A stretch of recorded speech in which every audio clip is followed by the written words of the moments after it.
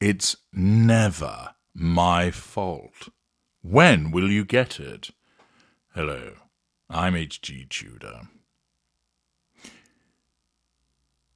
In your dealings with a narcissist, you will have come to realize that it's never the fault of the narcissist. It's always your fault, or her fault, or his fault, or their fault, or the man in the moon's fault. Why?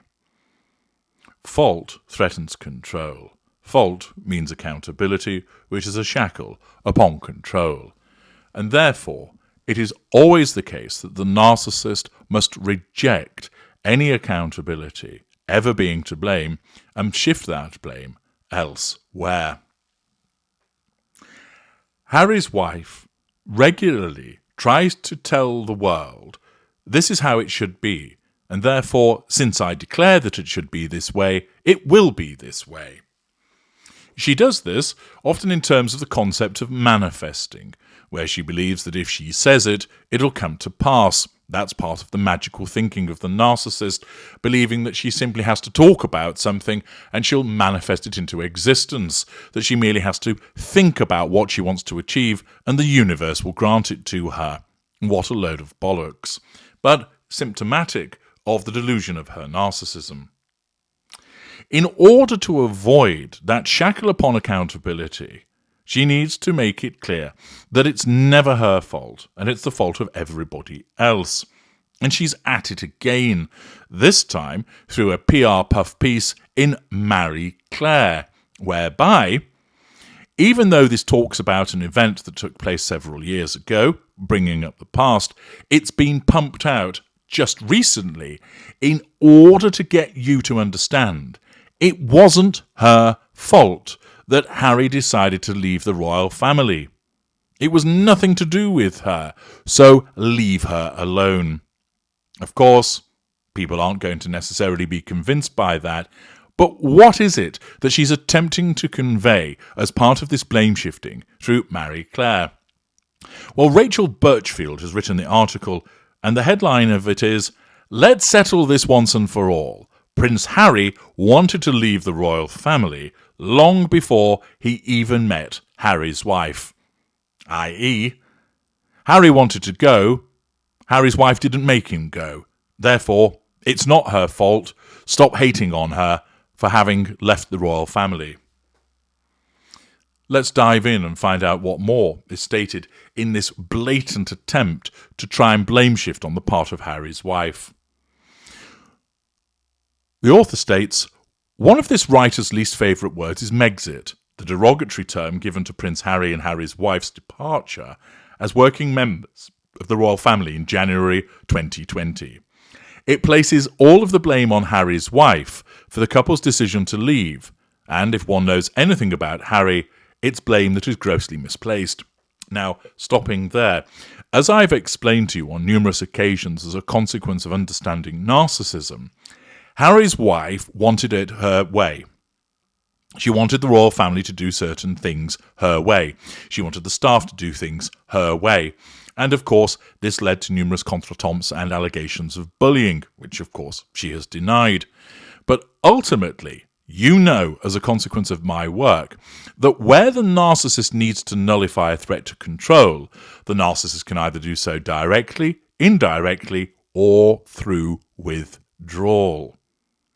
And Harry's wife leaving the royal family was because she couldn't gain the control over its various members.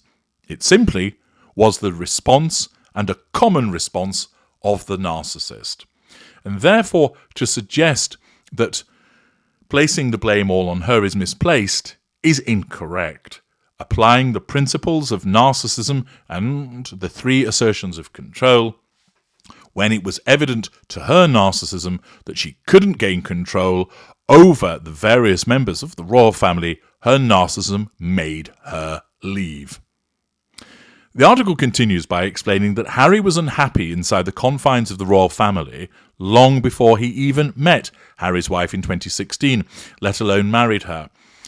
Well, that might be true to a degree, but if he was so unhappy, why didn't old Ginger Bollocks leave? Couldn't have been that unhappy. Megxit, again to this writer, is a word that encapsulates what society is so prone to do: blame the woman for the problem. It's not about blaming the woman, it's about blaming the narcissist, who happens to be a woman. The Mirror reports that Harry was always destined to walk away, and always planned to do his own thing, no matter who he married or didn't marry.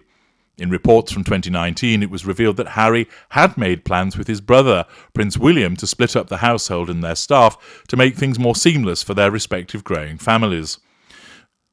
Ahead of Prince Archie's birth that May, royal correspondent, the probably named plastic-faced Lieutenant Omid Scobie, said that aides at Kensington Palace confirmed that plans to split the household were in place long before Harry's wife even came on the scene. Yes, well, Omid Scobie has a history of doling out misinformation on the part of Sussexes, and therefore one treats that with the scepticism that it deserves. The article continues, for context, before anyone knew what was to come in January 2020, the splitting off of Harry in particular from William and Kate as fellow working royals, since the three had been working together as a trio for so long, was a shift seen as quite seismic. We didn't know what was ahead. I've had aides at Kensington Palace say to me that long before Harry's wife even came on the scene, they always knew that when he got married and wasn't sort of the spare wheel, that he would go off and do his own thing with his partner, and they would very much live under their household with their own staff, Scobie said at the time of Archie's impending birth. A lot of people expected this to be a divide which happened a lot further down the line, but baby Sussex is just around the corner, and there's a lot to do before then. So this split of the households will be the most important thing.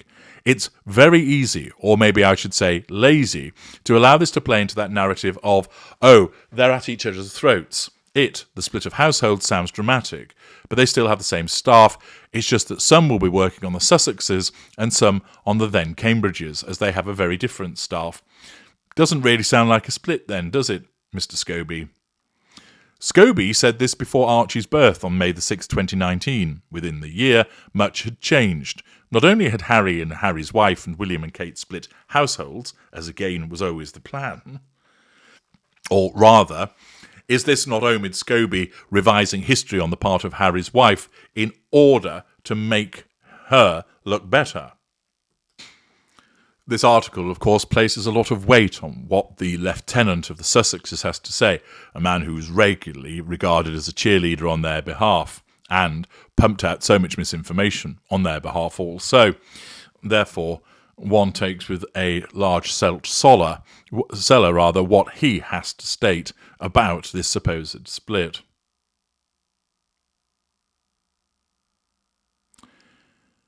In the years since, it has emerged that not only was the split of households always going to happen, whether Harry married Harry's wife, or Chelsea Davy, or Cressida Bonas, or insert anyone's name here, but that Harry's disdain for life as a working royal and thoughts of leaving the firm were present more than a decade prior to Harry meeting Harry's wife over the summer of 2016, when he was 31 years old, and even stemmed back to his childhood.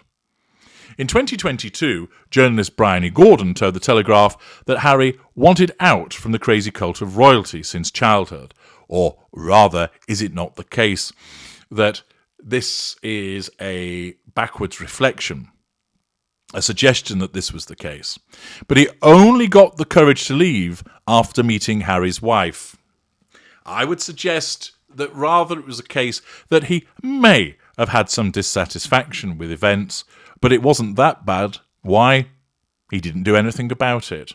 It clearly wasn't such a problem or an important part of his agenda because he didn't do anything about it. But when did it happen? When he got the courage to leave after meeting Harry's wife, or rather, when he was told what to do by Harry's wife.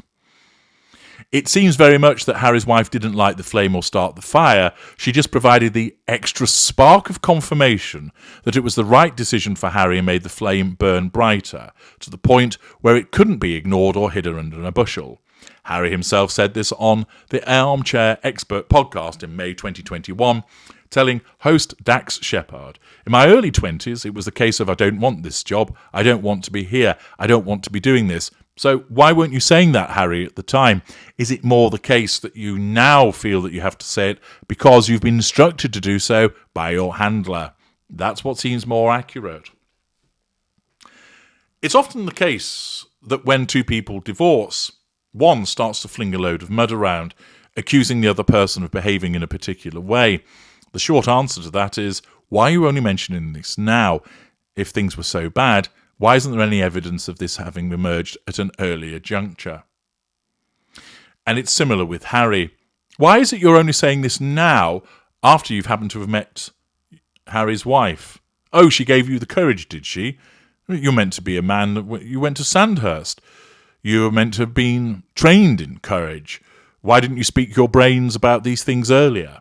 The reality is you didn't speak your mind about it at an earlier juncture because you weren't really thinking in this way. You were protected by the royal family. It's all you understood, and it worked for you.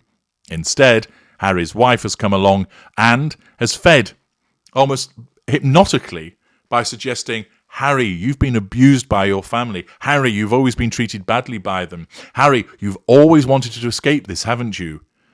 Look into my eyes, not around the eyes, look into my eyes. And Harry's gone, oh, yes, darling, I've always wanted to leave the royal family. And yes, I now realise I've been trapped and you freed me. Oh, yeah, absolutely. All of this smacks of an attempt to rewrite and revise history. The writer of this article goes on to state that he said, in my early 20s, it was a case of I don't want this job, I don't want to be here, I don't want to be doing this, look what it did to my mum. How am I ever going to settle down and have a wife and a family when I know it's going to happen again? Because I know I've seen behind the curtain, I've seen the business model, I know how this operation runs and how it works, and I don't want to be a part of this. Could it be made any clearer? This article is just a blatant try-hard attempt to persuade everybody that Harry's wife wasn't behind Megxit and that it was Harry's decision. That boat has sailed so long ago, and moreover, it's trying way too hard to convince people that she wasn't behind it when all the evidence shows. Indeed, the editor's note that's attached to this article is quite laughable. Let me read it to you. Editor's note. Whether anyone agrees or disagrees with the decision to leave, and everything that has happened in the 3+ years since, is, quite frankly, none of our business. Though, of course, everyone is entitled to an opinion on this matter, and any other. It's not our life, not our choice, and really not our problem. But what is a problem is that in this situation and countless others, it's always the woman's fault. It's far too easy, lazy, and oftentimes incorrect to spew vitriol at a woman where, at least in this case, the ship had sailed long before Harry's wife arrived at the port of call. As this writer has thought so many times lately, whether in reference to the royal family or not, I can't believe we're still having the same tired conversation. The term Megxit, beyond being offensive, is just simply incorrect. Sure, it may sound cute to a journalist to rhyme this term with Brexit. Okay, you did it 700 times since January 2020, let's move on. But if you know the facts and continue to perpetuate a long-standing trope about all women funneled down to the attack of one specific woman, you're in the wrong, period. We can and should do better as a society, and especially as journalists. And this case, burying the term Megxit is a good place to start. Ooh, calm down. This editor's note gives it away. It demonstrates that the author has an agenda who basically doesn't like women being blamed for things. That's fair enough. She's entitled to that opinion, but it doesn't sit correctly with this actual situation involving Harry's wife. Because if Harry was that unhappy, he'd have done something about it. The fact is, he's been told that he was unhappy, so he trots that out. He's been told that he always wanted to leave. Thus, that's been trotted out. The fact is, he remained ensconced within the royal family. He will have had his grumbles like anybody does, but they're not to the extent of what has been suggested here. And this article is a real try-hard attempt, once again, to suggest that it's not Harry's wife's fault, that actually it was Harry's fault to decide to leave, all part of an attempt to make her seem whiter than white. But has it worked? Well, let's have a quick look into the comments section. Nancy, that he wanted to leave is not the issue. It's the way he did that people find so offensive. There was absolutely no need for them to rip their families apart the way that they did. Grayson, nobody blames him for leaving. Not wanting to be a public figure is understandable. What's not understandable is the hypocrisy, the lies, the wanting the privileges, just not the responsibility of being royal, and the fact that despite his claims, he clearly has zero idea how the royal family works and constantly makes himself out to be not just a victim, but the only victim. Another way, this split did not have to be handled so acrimoniously. It's not good for him to be totally cut off from his family. Was she to blame for it? Not necessarily, no, but she didn't seem to help heal things. Zed, if he wanted to leave the royal family, that was fine. No one was stopping him. The royal family may have tried to change his mind, but ultimately Harry was able to leave the family. The problem centred around leaving the royal family, but still expecting all the perks that come with being a member of the royal family. Having his father pay the bills, having security at the cost of other people, of being given special privileges because he was Prince Harry. Just Call Me Harry lasted about 5 minutes, then making money at the expense of his family. Just me, I think there would be less controversy around Harry's wife if she was not known for cutting people off at the knees, her father, her half-siblings. Most families seem at least to try and maintain some kind of positive relationships, even if there are steps or halves, not Harry's wife. Janine, if you wanted to leave, that's one thing, but to insult and abase your family is quite another. Catherine, I don't think Harry could have managed to leave the royal family without Harry's wife because he's not brave enough. Patrick, so he only got the courage to leave after meeting Harry's wife and used her alleged victimization and unhappiness as the primary reasons for making the move. As is his wont, he let her eat up all the attention and slouched and moped around in the shadows. Sounds like she was, at the very least, the catalyst. John, first let me say I'm an American who's a fan of the monarchy. I just find it fascinating and very interesting. That being said, what I know of past members of the royal family, the aristocracy, along with human nature in general, I tend to believe most of Prince Harry's claims. We have a tendency to blame the significant other of celebrities for events that occur in their lives quite often. Great example is the Beatles and Yoko Ono. That's not a very good example, actually. Prophet Bro Hammered. WME gaslighting is a standard service. Thus, many people not convinced at all by this attempt to explain that she was not to blame. If you read through all of the comments, and there are several hundred of them, somebody else, DML, people react negatively to Harry's wife because of the way she presents herself, her self-absorbed speeches, clamouring to get centre front in every event, inability to get along with her family or in-laws, and yes, even how she presents herself in her poor fashion choices. Again and again and again, people aren't buying it. This is just another attempt by her agency to try and rehabilitate her image, and it stinks. It stinks because it's too try-hard. It stinks because it's not accurate and doesn't sit with her narcissism, and it's far too late. She attempts once again to blame shift and say, it was Harry's idea, it was nothing to do with me. But as can be seen in the comments, people just aren't buying it. I'm H.G. Tudor. Thank you for listening.